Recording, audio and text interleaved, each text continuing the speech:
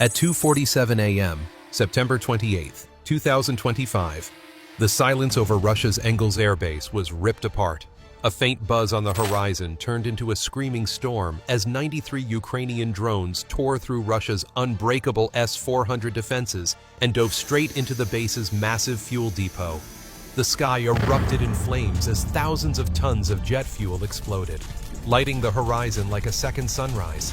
Entire bomber squadrons were trapped in fire, soldiers fled in panic, and the world watched Russia's proudest airbase collapse in minutes.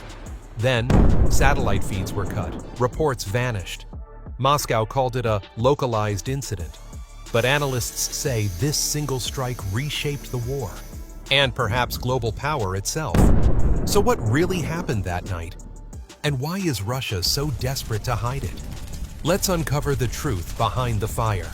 In the deadly stillness of a late night at one of Russia's most strategic air bases, the very launch point for its long-range bombing missions, the sky was torn apart by a sound the guards on duty had never heard before. It wasn't the familiar roar of a fighter jet taking off, nor the rumble of tank engines. This sound grew louder, sharper by the second, multiplying with every heartbeat of those Ukrainian drones was flying straight toward a precisely marked target. The massive fuel depot at the center of the base, S-400 interceptor systems, had long been considered untouchable. It stored thousands of tons of aviation fuel, the lifeblood of the Su-5 squadrons parked nearby, the vital artery sustaining all air operations. Then came the first flash. The light wasn't from a missed anti-air missile. It was from the lead drone, which senses and slammed directly into a giant fuel tank. A deafening explosion followed, shaking the hangars and slamming into the command room. Sirens wailed, floodlights in the central area went dark, and the airbase's daily rhythm instantly collapsed into uncontrollable chaos. Black smoke and disbelief filled the air as officers and soldiers rushed out of their barracks. The question burning in everyone's mind: how could such a vital base, hailed as a fortress against all threats, be struck so directly?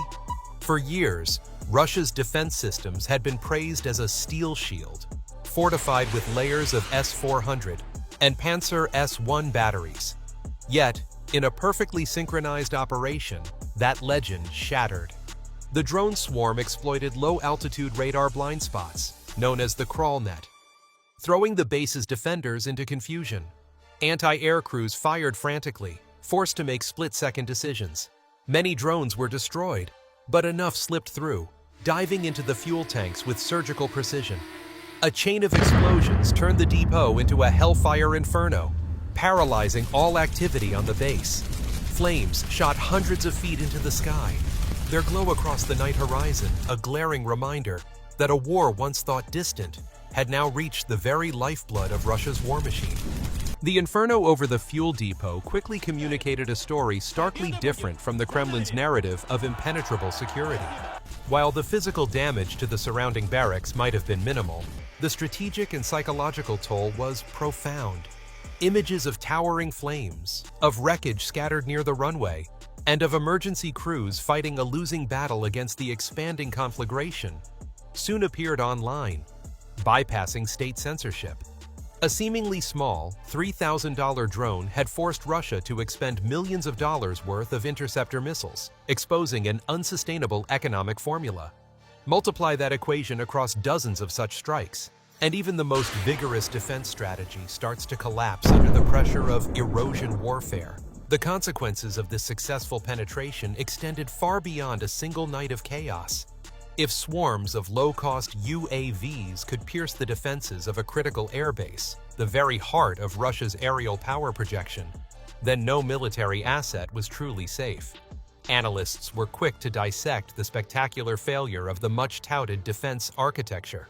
The sophisticated S-400 system, designed primarily to shoot down high-flying aircraft and long-range ballistic missiles, proved fatally ill-suited for the task. It was designed to counter threats coming from the horizon, not a synchronized swarm of small, unpredictable targets skimming the ground to exploit the radar blind spots. Furthermore, the dedicated short-range batteries, like the Panzer S-1, which were meant to be the last line of defense, struggled immensely. These systems were overwhelmed, finding it difficult to lock onto multiple swift UAVs, appearing simultaneously from different vectors. On paper, the layered defense, the onion defense, was supposed to be impervious. But in reality, critical gaps were exposed by an attacker who understood the system's limitations better than the defenders. The immediate impact was clear. Hundreds of sorties were grounded. The destruction of the massive fuel storage capacity immediately severed the logistics chain, stalling the flow of vital fuel to aircraft needed for combat missions. The fire became a powerful symbol, compelling Moscow to rapidly redeploy scarce, high-value air defense assets from active front lines back to its rear area to protect other strategic bases. This forced redistribution inevitably weakened Russian forces fighting in Ukraine, proving that the strike achieved a crucial operational goal, spreading Russia's military resources even thinner. The attack on the airbase fuel depot was not a random act of sabotage. It was a deliberate and calculated message.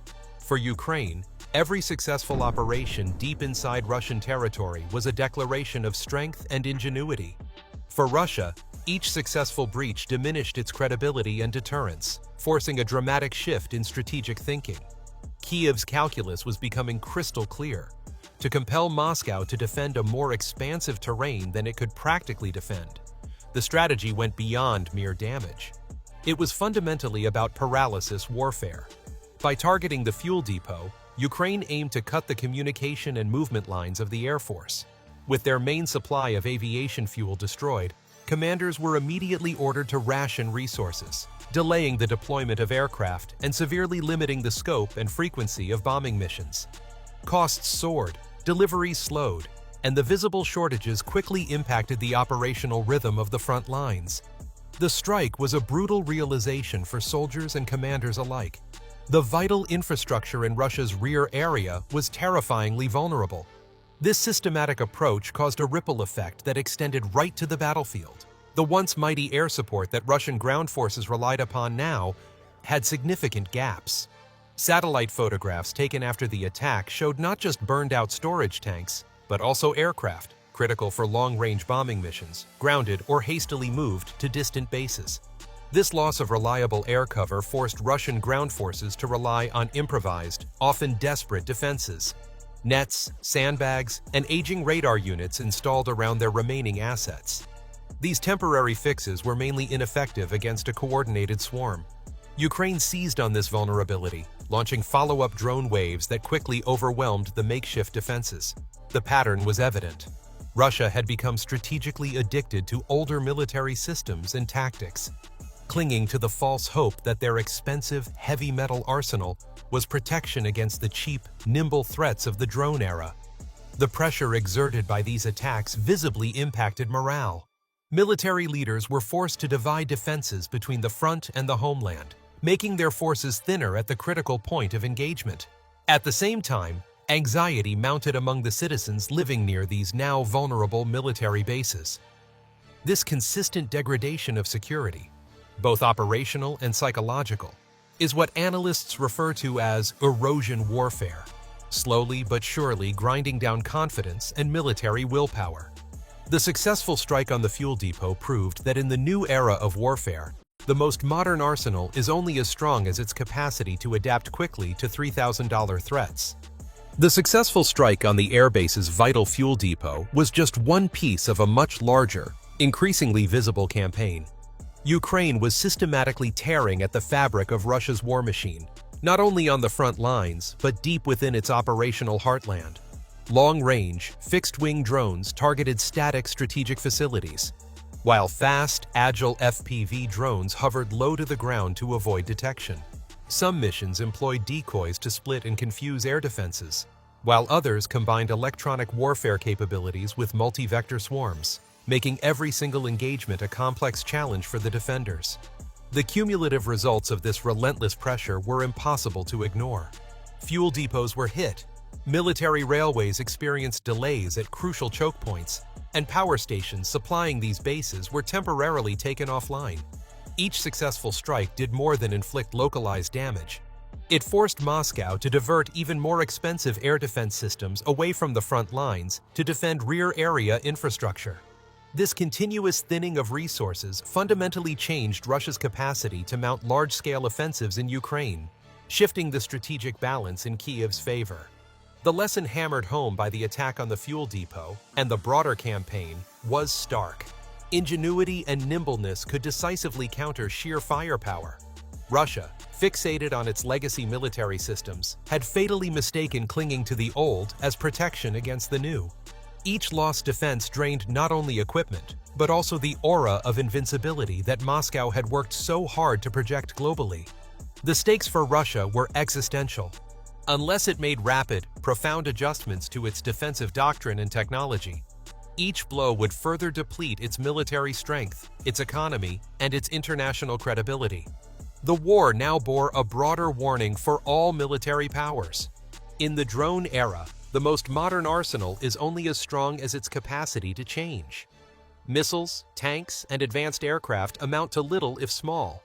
Cheap UAVs can fly around your defenses and strike where it hurts most, the logistics chain. As the fires raged over the strategic airbase, one thing became clear. The future battlefield belongs to the side that adapts most quickly. However, the ultimate conclusion remains that weapons, no matter how potent, should never be mistaken for the road to enduring security.